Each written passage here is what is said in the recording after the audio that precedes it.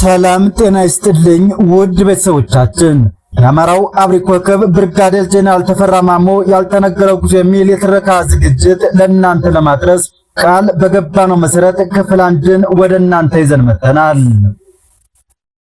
ተራራው ሚዲያም ከወዲሁ ለታላቁ ብርጋዴር ጄኔራል ተፈራ ማሞ ምስጋናን በማቅረብ ካሳለፋቸው አስቸጋሪ ዘመናት አሁን እስካለበት የትግል ጉዞ በጥቂት የምናስደምጣችሁና ወርቃማው የታሪክ ሰነድ ተሰንዶም የሚቀመጥ ይሆናል።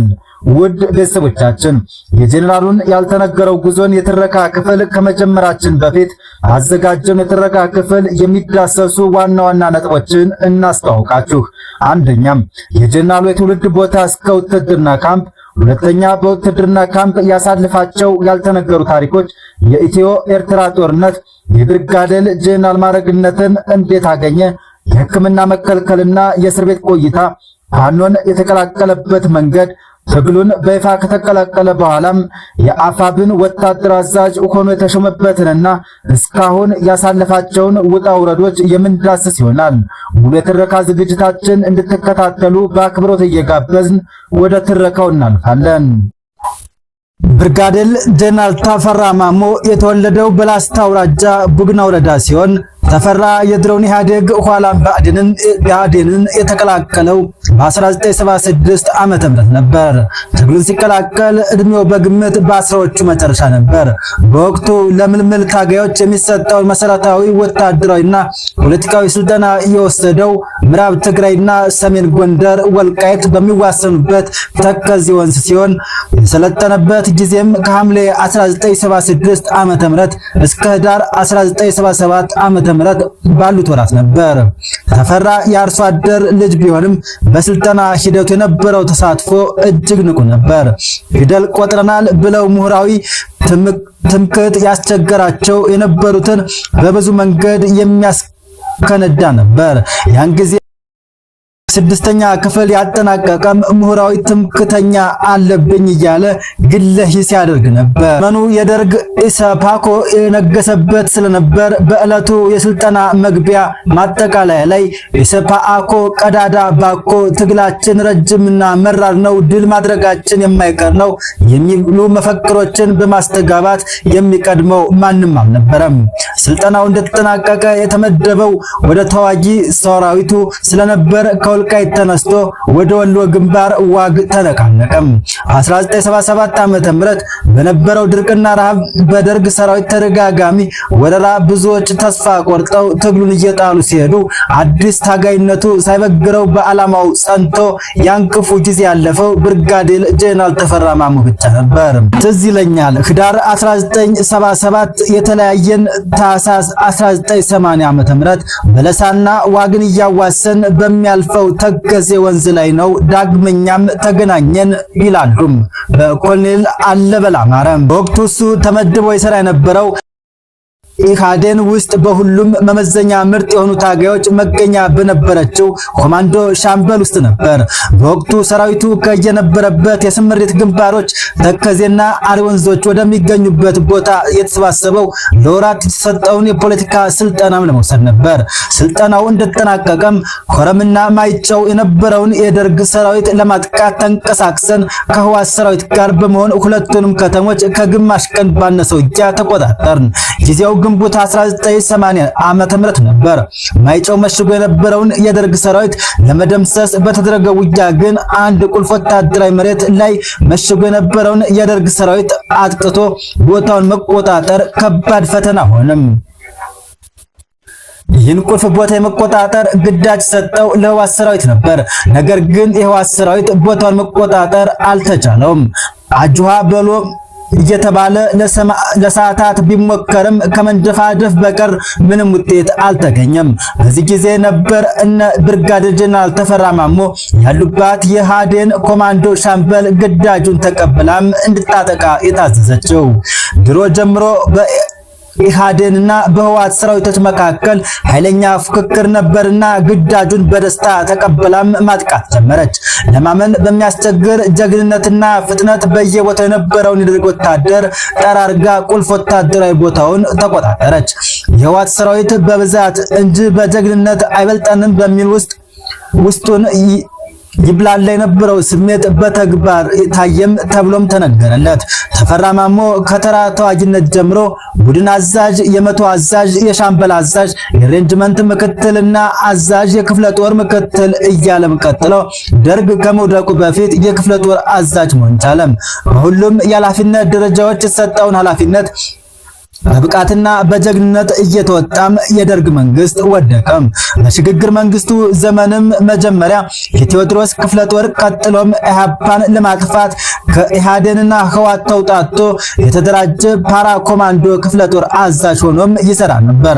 ሀገር አቀፍ የመከላከያ ሰራዊት ታህሳስ 1987 ዓመተ ምህረት ሲደራጅም የአንደኛ ክፍለ ጦር አዛዥ በመሆንም ለአጭር ጊዜም ሰርቷል። በወቅቱ መከላከያ በከፈተው አዳሪ ትምህርት ቤት እየተማረ 9ኛ ክፍል ደርሶ እያለ ነበር የኤርትራ ወረራ መርዶ የተሰማው። ሁሉም ነገር ወደ ሰሜን ግንባር ሲባል በንፋስ ፍጥነት ወደ ባድመ ግንባር ዘመተም። በወቅቱ ወገን የነበረ ክፍለ ጦር ብዛት 7 ብቻ ስለነበር 4 ተጨማሪ ክፍለ ጦሮች እንዲደራጁ ሲወሰን እሱም 33ኛ አባይ የተባለ ክፍለ ጦርን እንዲያደራጅ ግዳጅ ተሰጠው። ጊዜው እናት ሀገር ልትወረን ቀርቶ ልታስበን በማትገባ ታሪክ የለሽ ኤርትራ የተደፈረችበትን ነበርና ሌት ተቀን ለፍቶ በብቃት መዋጋት የሚችል ክፍለ ጦር በወራት ውስጥ አደረሰ። የማይተዋወቁ የበታች አመራሮችን፣ ተዋጊ ወታደሮችንና የስታፍ አካላትንም አሰጣጥሞ አንድ ሰው ማሰብና መንቀሳቀስ እንዲችሉ ለማድረግ የሚታለፈው ፈተናም እንዲህ በቀላሉ የሚገለጽ አይደለም።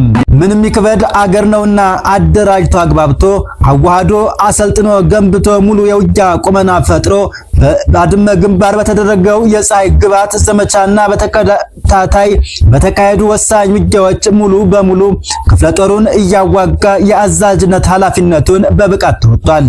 የሚገርመው ነገር በዚህ ውጥረት ውስጥ ሆኖም ማንም ባላደረገው ሁኔታ ትምህርቱን በርቀት ይከታተል የነበረ መሆኑ ነው። ከ1994 ዓ.ም ጀምሮ ደግሞ የ108ኛ ኮር ምክትል አዛዥ፣ ከታህሳስ 1997 ዓ.ም ጀምሮ የሰሜን እዝ ኦፕሬሽናል ምክትል አዛዥ፣ ከግንቦት 2000 ዓ.ም ጀምሮ በመከላከያ ዘመቻ ዋና መምሪያ የዕቅድ ዝግጅት መምሪያ ኃላፊ ሆኖ እስከታሰረበት ዕለት ድረስ ይሰራ ነበር። በጥቅሉ ጀነራል ተፈራ ማሞ ከታገለበት ዕለት ጀምሮ ለእስር እስኪዳረግ ድረስ ህይወቱ ከተዋጊነትና ከአዋጊነት ጋር የተያያዘ ነበር። ወደ መከላከያ ስታፍ የተዛወረው የቅንጅት ፖለቲካ በፈጠረው ቀውስ የተነሳ በሰራዊቱ የማጥራት ግምገማ ሲካሄድ ቅንጅት ነህ ተብሎ ክፉኛ ተገምግሞም ስለነበር ለክትትል እንዲያመሽ ተብሎ ነው ወደ መከላከያ ዘመቻ ዋና መምሪያ የተመደበው ይላሉ ተፈራ። ቻዎቹም ሆነ ካለቆቹ የሚለይበት አንዱ ነጥብ ትምህርት ወዳድ መሆኑም ነበር። ሁሉም አጀንዳው መማር የሚል ነበር። ማንም ባላደረገው ሁኔታ በዚህ አስቸጋሪ የኢትዮ ኤርትራ ጦርነት ጊዜ ምሽግ ውስጥ ሆኖ በርቀት ትምህርቱን ይከታተል የነበረውም ይህንን ጥማቱን ለመወጣት ነበር። ጦርነቱ የሰውን ሞራል የሚፈትን ነገን ሳይሆን ዛሬን ልኑርበት በሚል አስተሳሰብ የምትወረርበት ለብዙ ጉዳቶችና በሽታዎች ደንታ ቢስ የምትሆንበት በመሆኑ አቻዎቹና አለቆቹ በተገኘች ትርፍ ጊዜ ወደ ሽራሮና ሽሬ እየከነፉ ከወታደሩ ጋር እየተጋፉ ሲጫረቱ እሱ ግን መሀይምነትን ይዋጋ ነበር። ሌላው ብርጋዴር ጀነራል ተፈራ ማሞ በሁሉም ዘንድ የሚታወቅበት ስብዕና ደግሞ ብሔርን መሰረት ያደረገ አድሎ ይቁም፣ የህወሓት የበላይነት መላ ይበጅለት፣ በመንግስት ስልጣኑም ሆነ በልማቱ እኩል ተሳትፎና ተጠቃሚነት የለም ወዘተ እያለ የሚጠይቅና የሚከራከር የነበረ መሆኑ ነው። በዚህ እምነቱም የተነሳ ማንም እየተነሳ ትምክተኛ፣ የትምክት ለም መሬት ነፍጠኛ፣ ዘረኛ ይለው ነበር። እኔም በተሳተፍኩበት ሁሉም ስብሰባዎች በ1994 እስከ 1999 ትምክተኛ፣ ዘረኛ፣ ሁሌም ራሱን የአማራ ወኪል አድርጎ የሚቆጥር ወገኛ፣ ጸረ ትግሬ፣ የትምክት ለም መሬት ትምክት ያለበት ቦታ ሁሉ የማይታጣ የቅንጅት ተስፈኛ ወዘተ ተብሎ የተገመገመበትን ሁኔታ በሚገባም አስታውሳለሁ። በተለይ በቅንጅት ዘመን ቅንጅት እንዴት የእዝ አመራር መሆን ቻለ እያሉ የትግራይ ክልል ባለስልጣናት ይናገራሉ ተብሎ በከፍተኛ ወታደራዊ አመራሮች ሲነቀፉ ስብሰባ ላይ ቁጭ ብዬ የሰማሁበት ሁኔታ በመጪው ሰላማዊ ህይወቱ ላይ አደጋ እያንዣበበበት እንዳለም እኔ ብቻ ሳይሆን የተፈራ ወዳጆች ሁሉም ጥርጣሬ ውስጥ ገብተዋል። ከመታሰሩ ከወራት ቀደም ሲልም ለሜጀር ጄኔራልነት ማዕረግ እንዲሾም ሐሳብ ቀርቦ የነበረ ሲሆንም የመከላከያ አዛዥ ካውንስል አባላት የነበሩት ሌተናል ጄኔራል አበባው ታደሰና ሜጀር ጄኔራል አለሙ አየለ የከረረ ተቃውሞ በማቅረባቸውም ሳይሾም መቅረቱ ከታማኝ ምንጮች ተረጋግጠው ነበር። የሁለቱ ጄኔራሎች የተቃውሞ ነጥብ የተለመደው ትምክህተኛ ነው የሚለውና በቅንጅትነትም የተገመገመ ነው በሚል ነበር። በጥቅሉ ብርጋዴር ጄኔራል ተፈራ ማሞ ከራስ በላይ ነፋስ የሚል አመለካከት ስላልነበረው እንጂ በትግሉ የደረሰበት በደል አልነበረም። የተነሳበት ዓላማ ትክክል ይሁን አይሁን፣ የተከተለውን የትግል ስልት አዋጭ ይሁን አይሁን ሌላው ጉዳይ ሆኖ ለግል ጥቅም ሳይሸነፍ ለመታገል መወሰኑ በራሱ ትልቅ ጀግንነት ነው። ብርጋዴር ጄኔራል ተፈራ ሲበዛ ቅን፣ ሰው አክባሪ፣ ሁሉም በእኩል ዓይን እንዲታይ ትልቅ ምኞት የነበረው በትልልቅ ውጊያዎች አልፎ የተገነባ ጀግንነት፣ ስብዕናና ታማኝነት ባለቤት ነበር። ተፈራ በሰብአዊነቱም የጦር ገበሬ እየተባለ ነበር የሚጠራው።